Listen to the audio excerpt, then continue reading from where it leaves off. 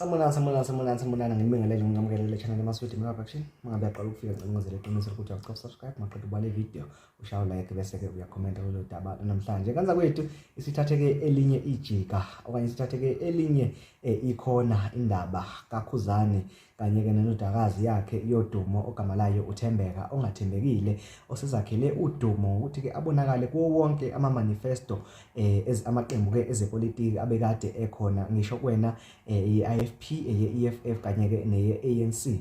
Uzakhele udumo ke ngokuthi ke abe khona kuwo wonke lamaManifesto kangangokuba uzeke wasidonsela amehlo osaziwayo wasidonsela amehlo abasakazi nemisakazo emkhulu enjengo SABC.